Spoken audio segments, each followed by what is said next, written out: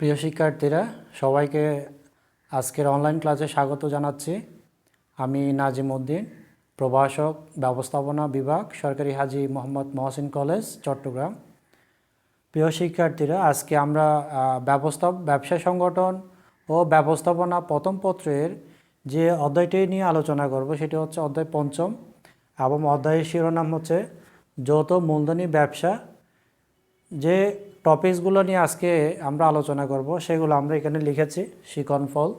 1 নম্বরে আমরা দেখব যৌথ মূলধনী ব্যবসায়ী কাকে বলে। 2 নম্বরে আমরা দেখব যৌথ মূলধনী ব্যবসায়ের বৈশিষ্ট্যগুলো কী কী এবং তার ব্যাখ্যা। 3 নম্বরে আমরা দেখব যৌথ মূলধনী ব্যবসায়ের শ্রেণী বিভাগ, অর্থাৎ কত ধরনের কোম্পানি সংগঠন রয়েছে সেগুলো আমরা ব্যাখ্যা এবং বিশ্লেষণ দেখব। তাহলে আশা করছি তোমরা আজকের ক্লাসটি মনোযোগ দিয়ে শুনবে, এবং আজকে আমরা আশা করছি তোমরা সবাই ভালো আছো। চলো আমরা আজকে আমাদের ক্লাসে ফিরে যাই, এবং প্রথমে আমরা দেখি যৌথ মূলধনী ব্যবসায়ী কাকে বলে।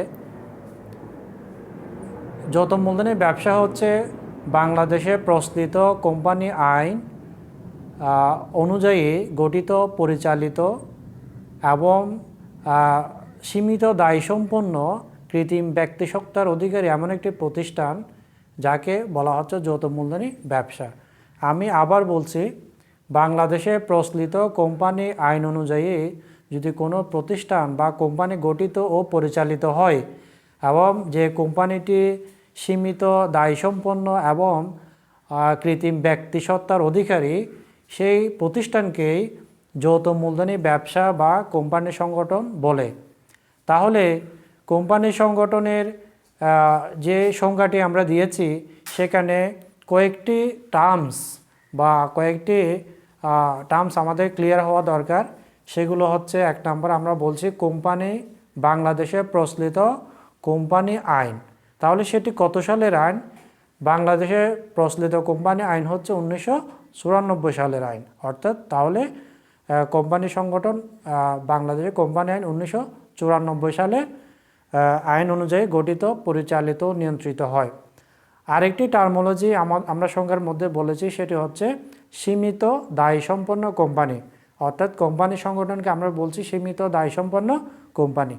সীমিত দায়সম্পন্ন কোম্পানি বলতে মূলত এই কোম্পানির শেয়ার হোল্ডার যারা আছেন তাদের দায় তাদের বিনিয়োগকৃত শেয়ার পর্যন্ত বিনিয়োগ বা ক্রয়কৃত শেয়ার মূল্য দ্বারা নির্দিষ্ট থাকে। অর্থাৎ এর বিনিয়োগকৃত শেয়ারের বাইরে তাদের কোনো দায় সৃষ্টি হয় না।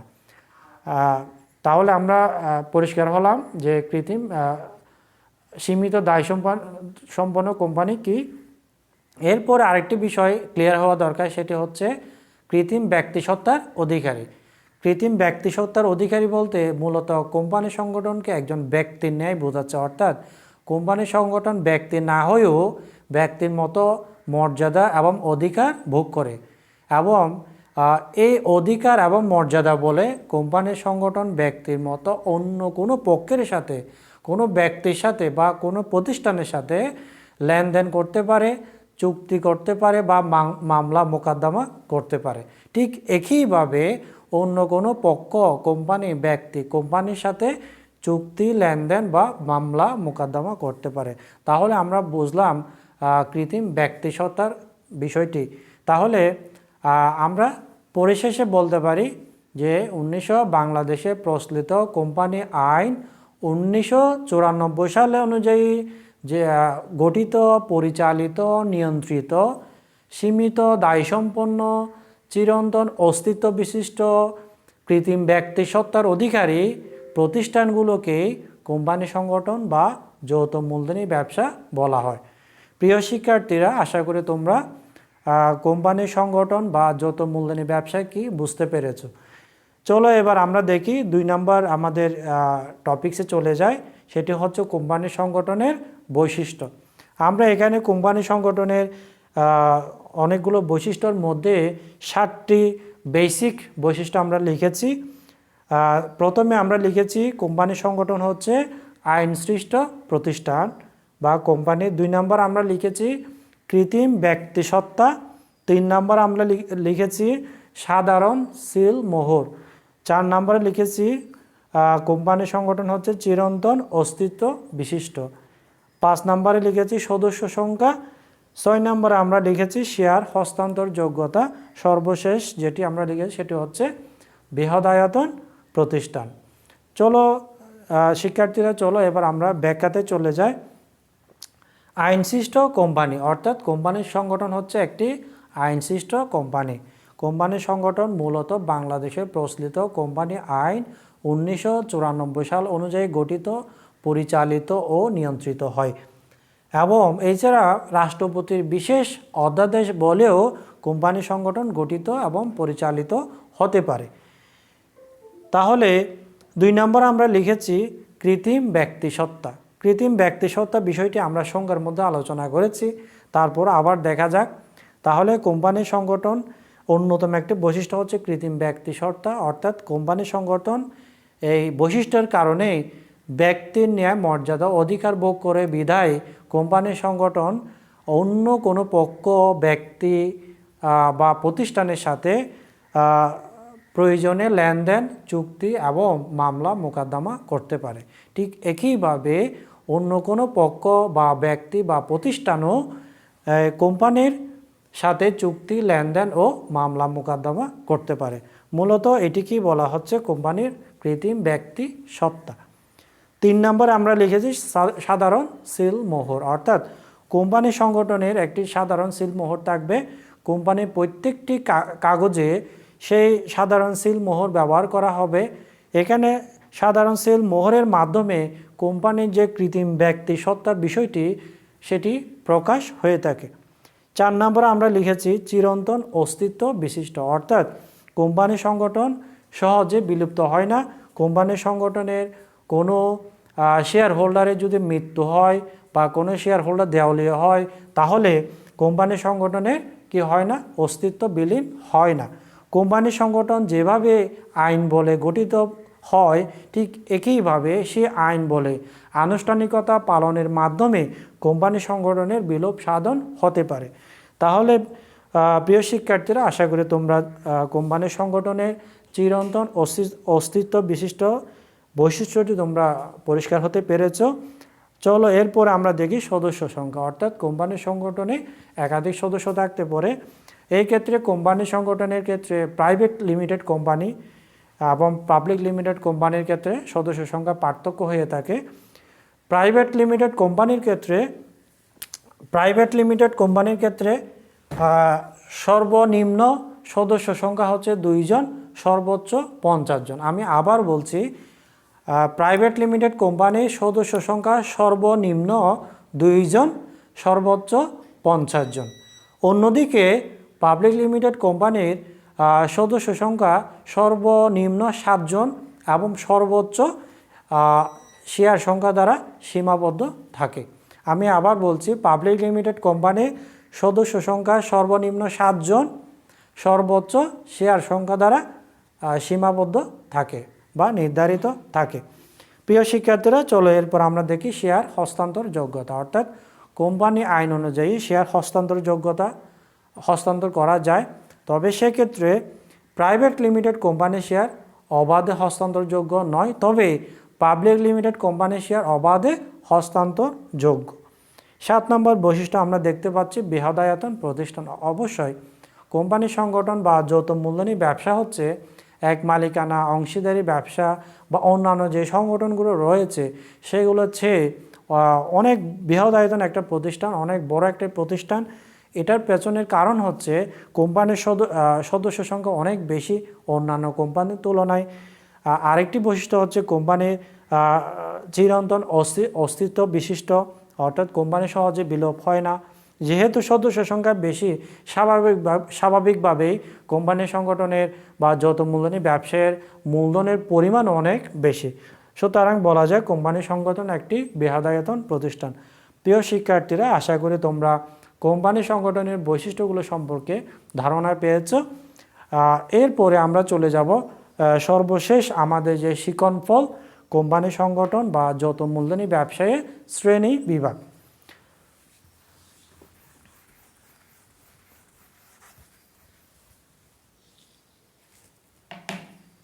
তাহলে আমরা কোম্পানি সংগঠনের শ্রেণী বিভাগটা আগে লিখে ফেলি, তাহলে আমাদের বুঝতে সুবিধা হবে।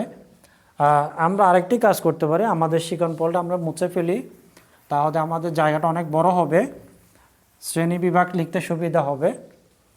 চলো আমরা দেখি শ্রেণী বিভাগ। প্রথমে আমরা লিখি কোম্পানি সংগঠন, তারপরে এটিকে কয়েকটি ভাগে ভাগ করা যায়, সেগুলো হচ্ছে আচ্ছা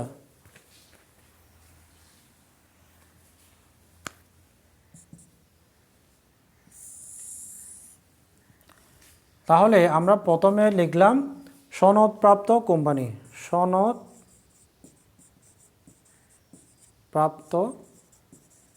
কোম্পানি।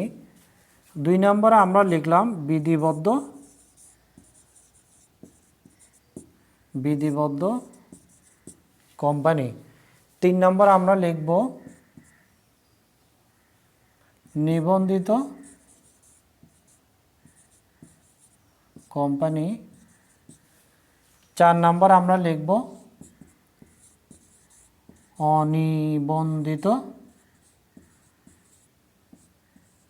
কোম্পানি। এছাড়া অন্যান্য কোম্পানি থাকতে পারে। তাহলে আমরা কোম্পানি সংগঠনকে প্রথমত যে কয়েকটি ভাগে ভাগ করা যায় সেগুলো লিখেছি। আমরা লিখেছি সনদপ্রাপ্ত কোম্পানি, বিধিবদ্ধ কোম্পানি, নিবন্ধিত কোম্পানি, অনিবন্ধিত কোম্পানি, অন্যান্য কোম্পানি। এখানে আবার নিবন্ধিত কোম্পানিকে কয়েকটি ভাগে ভাগ করা যায়, প্রধানত দুইটি ভাগে ভাগ করা যায়, সেগুলো হচ্ছে একটি হচ্ছে অসীম দায়সম্পন্ন কোম্পানি, 2 নম্বরে হচ্ছে সসীম দায়সম্পন্ন কোম্পানি। তাহলে আমরা লিখেছি নিবন্ধিত কোম্পানিকে আবার 2 ভাগে ভাগ করা যায়, অসীম দায়সম্পন্ন কোম্পানি, সসীম দায়সম্পন্ন কোম্পানি। এরপরে সসীম দায়সম্পন্ন কোম্পানিকে আবার 2 ভাগে ভাগ করা যায়। এটা হচ্ছে প্রতিশ্রুতি মূল্য দ্বারা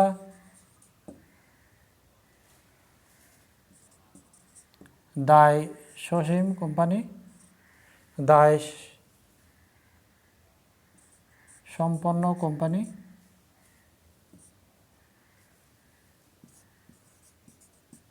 তারপরে হচ্ছে শেয়ার মূল্য দ্বারা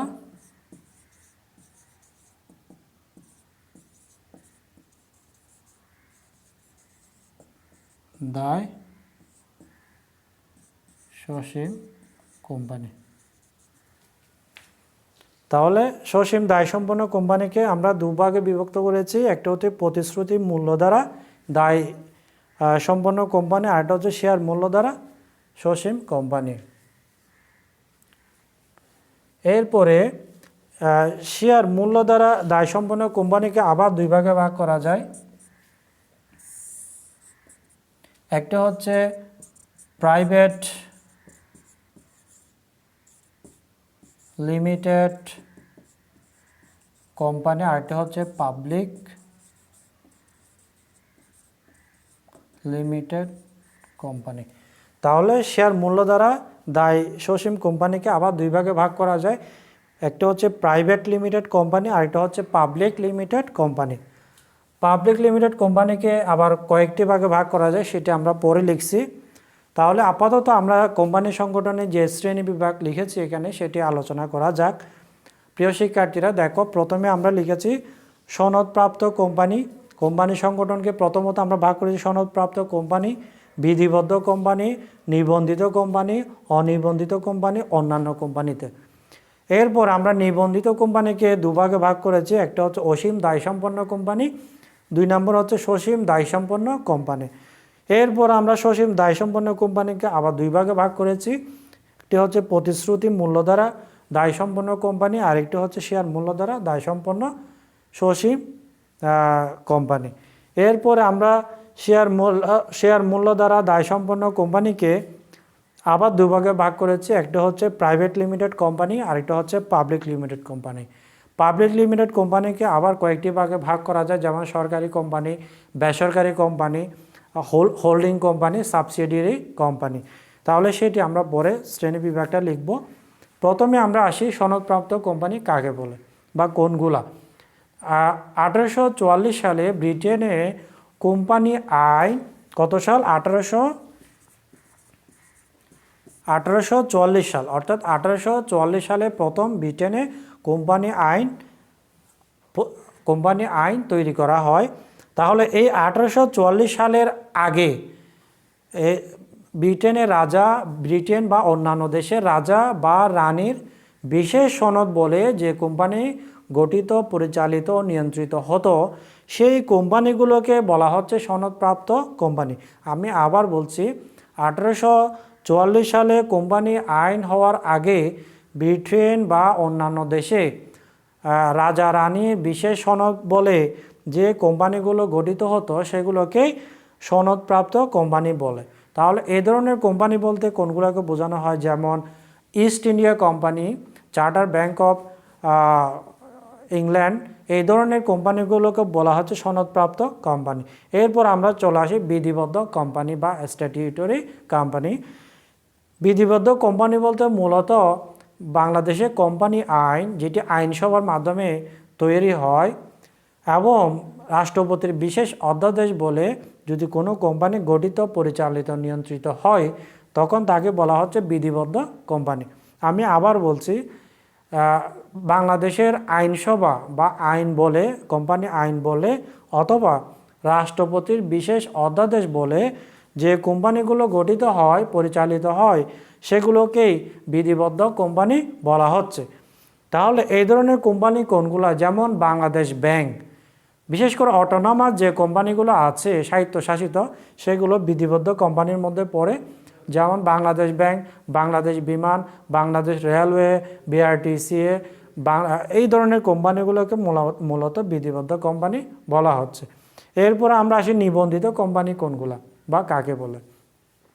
নিবন্ধিত কোম্পানি বলতে মূলত বাংলাদেশে প্রচলিত কোম্পানি আইন অনুযায়ী গঠিত এবং নিবন্ধক কর্তৃক নিবন্ধিত যে কোম্পানি সেগুলোকে বলা হচ্ছে নিবন্ধিত কোম্পানি।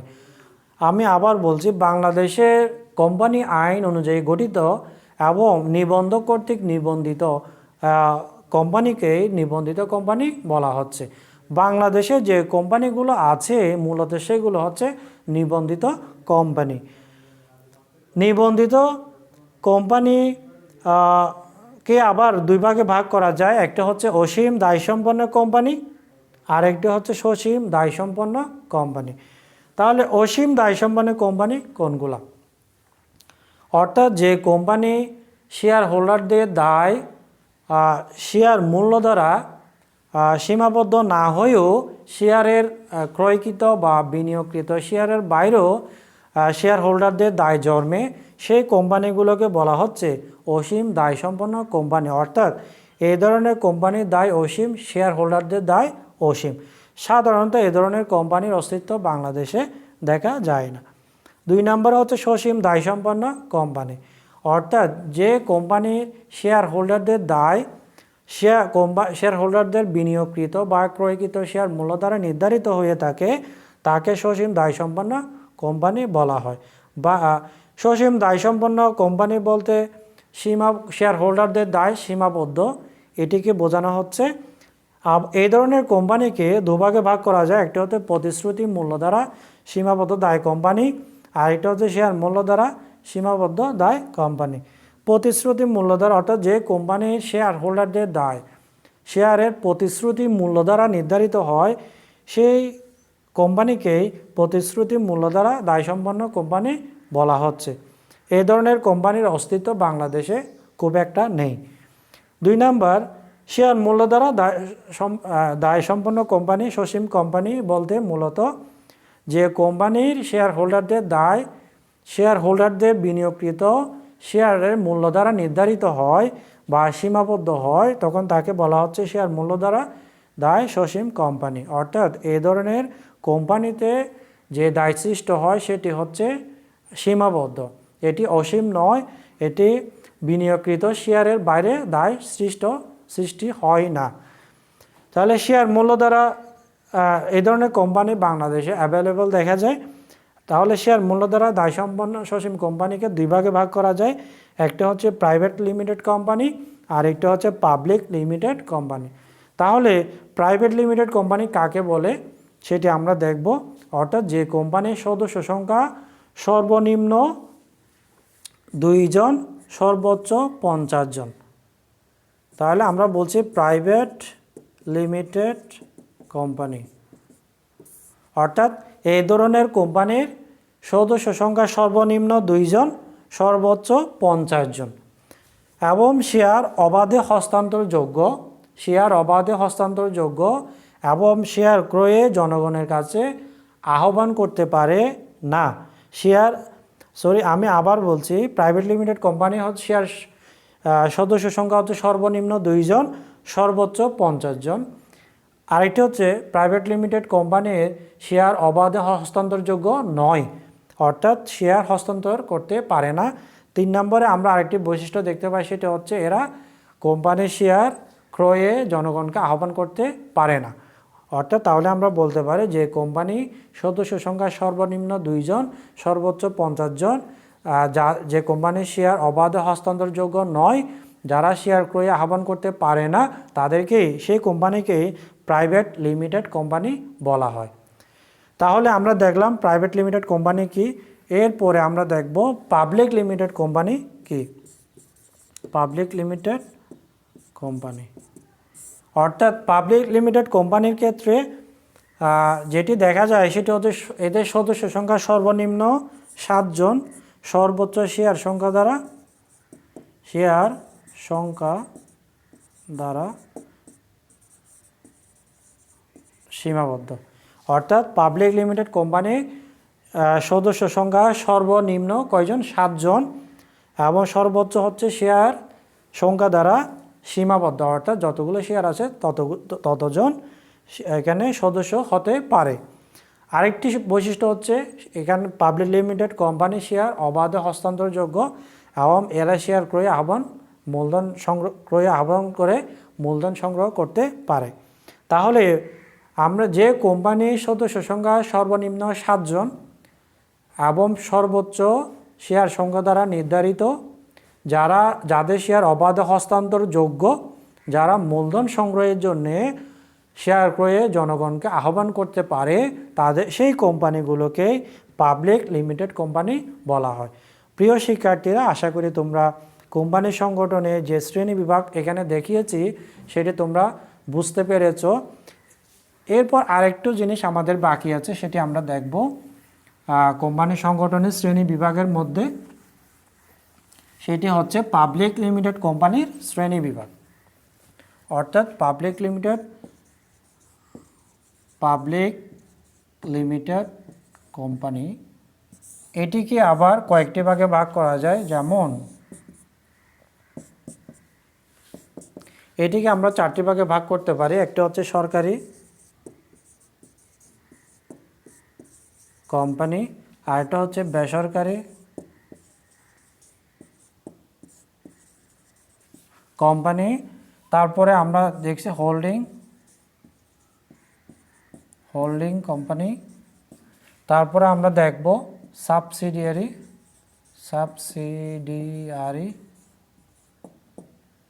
কোম্পানি। তাহলে আমরা পাবলিক লিমিটেড কোম্পানিকে 4 ভাগে ভাগ করলাম। একটা হচ্ছে সরকারি কোম্পানি, আরেকটা হচ্ছে বেসরকারি কোম্পানি, আরেকটা হচ্ছে হোল্ডিং কোম্পানি, আরেকটা হচ্ছে সাবসিডিয়ারি কোম্পানি। প্রিয় শিক্ষার্থীরা, চলো আমরা দেখি সরকারি কোম্পানি কি। অর্থাৎ সরকারি কোম্পানির ক্ষেত্রে এগুলো পাবলিক লিমিটেড কোম্পানির যে প্রকারভেদটা আমরা দেখিয়েছি সেটা হচ্ছে মূলত মালিকানার ভিত্তিতে। তাহলে সরকারি কোম্পানি মালিকানার ভিত্তিতে কী ধরনের হয়ে থাকে সেটি আমরা দেখব। অর্থাৎ যদি কোনো কোম্পানির শেয়ারের মালিকানা, অর্থাৎ সরকারের মালিকানা, সরকারি কোম্পানিতে সরকারের মালিকানা 100% অথবা 50% বেশি, কমপক্ষে 51% থাকতে হবে। অর্থাৎ 51 থেকে 100%, যদি সরকারি 51 থেকে 100% মালিকানা যদি সরকারের হাতে থাকে, ওই কোম্পানিকে বলা হবে সরকারি কোম্পানি। তাহলে বেসরকারি কোম্পানি বলতে মূলত বাংলাদেশের যে রাষ্ট্রায়ত্ত ব্যাংকগুলো রয়েছে সেগুলোকে আমরা বুঝতে পারি। এরপর আমরা দেখি বেসরকারি কোম্পানি কাক কী। তাহলে ঠিক একইভাবে আমরা বলতে পারি যে বেসরকারি কোম্পানি 51% বা 100%, অর্থাৎ যদি বেসরকারি খাতে কোনো কোম্পানির মালিকানা 51 থেকে 100% থাকে, তখন তাকে আমরা বলছি বেসরকারি কোম্পানি। অর্থাৎ বাংলাদেশে সরকারি ব্যাংক বাদে বেসরকারি যে ব্যাংকগুলো রয়েছে সেগুলো হচ্ছে বেসরকারি কোম্পানির মধ্যে পড়বে। এরপরে আমরা দেখব হোল্ডিং কোম্পানি। অর্থাৎ হোল্ডিং কোম্পানি হচ্ছে সাবসিডিয়ারি কোম্পানির মালিকানা, শেয়ার মালিকানা অথবা ভোটদান ক্ষমতা, এই তিনটি যখন 51% বা তার বেশি এগুলো নিয়ে নেয়, তখন তাকে বলা হচ্ছে হোল্ডিং কোম্পানি। অর্থাৎ কোনো কোম্পানি যদি অন্য কোনো কোম্পানির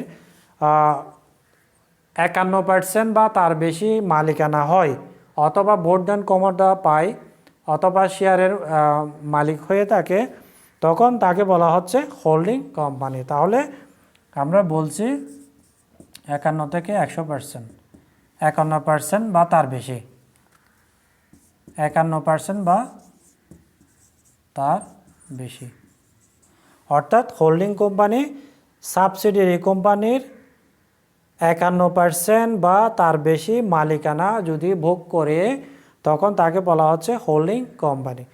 তাহলে এরপরে আমরা হোল্ডিং কোম্পানি বলতে মূলত বাংলাদেশে Beximco, square group, Bashundhara group, এই ধরনের মূল কোম্পানিগুলোকে বোঝানো হচ্ছে। এরপর আমরা দেখব সাবসিডিয়ারি কোম্পানি কাকে বলে।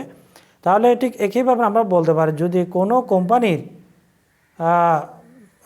51% বা তার বেশি মালিকানা অন্য কোম্পানি নিয়ে নেয়, তখন তাকে বলা হচ্ছে সাবসিডিয়ারি কোম্পানি। অর্থাৎ 51% বা তার বেশি, 51% বা তার বেশি মালিকানা যখন হোল্ডিং কোম্পানি নিয়ে নিবে, তখন তাকে বলা হচ্ছে, যে কোম্পানির মালিকানা চলে যাচ্ছে তাকে বলা হচ্ছে সাবসিডিয়ারি কোম্পানি। অর্থাৎ তাহলে 51% বা তার বেশি মালিকানা এরা পাচ্ছে।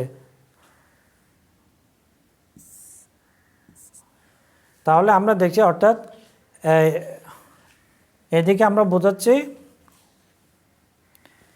সাবসিডিয়ারি কোম্পানির 51% বা তার বেশি মালিকানা যখন হোল্ডিং কোম্পানির কাছে চলে আসে, তখন যে কোম্পানির মালিকানা হোল্ডিং কোম্পানির কাছে চলে আসছে সেই কোম্পানিকে বলা হচ্ছে সাবসিডিয়ারি কোম্পানি। সহজ ভাষায় যদি বলি আমরা, হোল্ডিং কোম্পানি বলতে নিয়ন্ত্রণকারী কোম্পানিকে বোঝানো হচ্ছে। অর্থাৎ হোল্ডিং কোম্পানি সাবসিডিয়ারি কোম্পানিকে নিয়ন্ত্রণ করে, কারণ হোল্ডিং কোম্পানির সাবসিডিয়ারি কোম্পানির 51% বা তার বেশি মালিকানা নিয়ে নেয়। অন্যদিকে সাবসিডিয়ারি কোম্পানি বলতে অধীনস্থ কোম্পানিকে বোঝানো হচ্ছে। অর্থাৎ হোল্ডিং কোম্পানির অধীনে যে কোম্পানিগুলো সেগুলো হচ্ছে সাবসিডিয়ারি কোম্পানি, কারণ সাবসিডিয়ারি কোম্পানির 51% বা তার বেশি মালিকানা হোল্ডিং কোম্পানির কাছে চলে আসে, এই জন্য একে বলা হচ্ছে সাবসিডিয়ারি কোম্পানি। প্রিয় শিক্ষার্থীরা, আমরা শ্রেণী বিভাগের মধ্যে আরেকটি প্রকারভেদ দেখেছি, সেটি হচ্ছে অনিবন্ধিত কোম্পানি। তাহলে যে কোম্পানি বাংলাদেশের কোম্পানি আইন 1994 অনুযায়ী গঠিত হয় না এবং নিবন্ধ কর্তৃক নিবন্ধিত হয় না, তখন তাকে বলা হচ্ছে অনিবন্ধিত কোম্পানি। সাধারণত এই ধরনের কোম্পানিগুলো বাংলাদেশে দেখা যায় না। এছাড়া অন্যান্য আরও কিছু কোম্পানি রয়েছে। যাই হোক, আশা করছি তোমরা কোম্পানি সংগঠনের শ্রেণী বিভাগটি বিস্তারিত বুঝতে পেরেছো। সবাইকে আজকের ক্লাসে মনোযোগ দিয়ে শোনার জন্যে, দেখার জন্যে ধন্যবাদ জ্ঞাপন করছি এবং সবাইকে আহ্বান করছি এই করোনা প্রাদুর্ভাবের মধ্যে স্বাস্থ্যবিধি মেনে ঘরে থাকার জন্যে এবং সবার সুস্বাস্থ্য কামনা করে আজকের ক্লাস আমি এখানে শেষ করছি।